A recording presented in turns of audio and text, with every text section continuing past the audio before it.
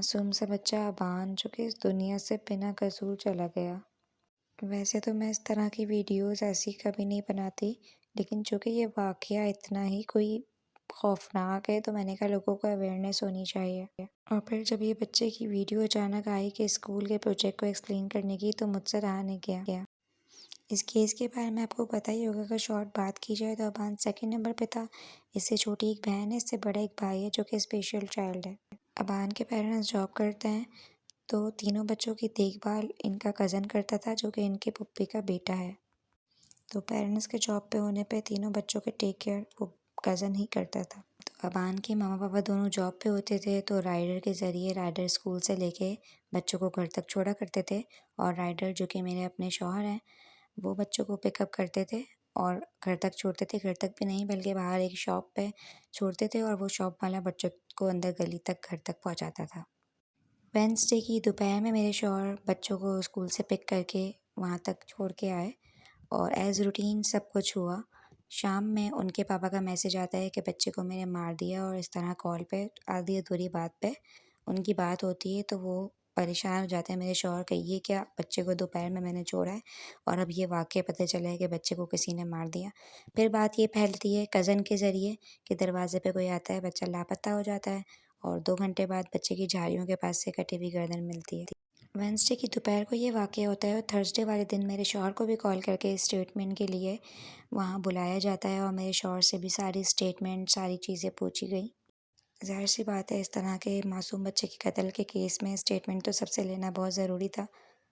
चूँकि मेरे हस्बैंड जब स्टेटमेंट देने गए थे, तो उनको वहाँ से ये पता चला था कि जो कज़न है इनकी जो देखभाल करता था, उसने जो ये बात कही है कि दरवाज़े पे कोई आया था और ये सब था, तो उसने 2 बातें अलग-अलग कही हैं। जब पुलिस वालों ने उससे पूछा कि आपने दरवाज़ा क्यों नहीं खोला, तब बच्चे ने दरवाज़ा क्यों खोला, वो गायब हो गया, ये क्या था? तो बच्चे ने एक को बताया कि मैं वॉशरूम में था, दूसरे को कहा कि मैं घर से बाहर था।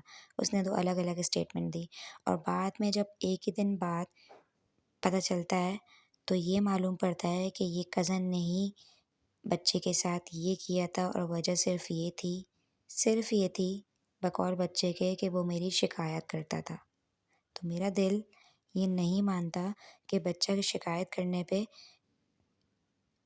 कज़न इतना बड़ा स्टेप ले लेगा, क्योंकि वो भी नादान है, वो भी इतनी अकल नहीं रखता है। 15-16 साल का बच्चा, उसको भी डर लग रहा होगा, वो कैसे इतना बड़ा स्टेप ले सकता है।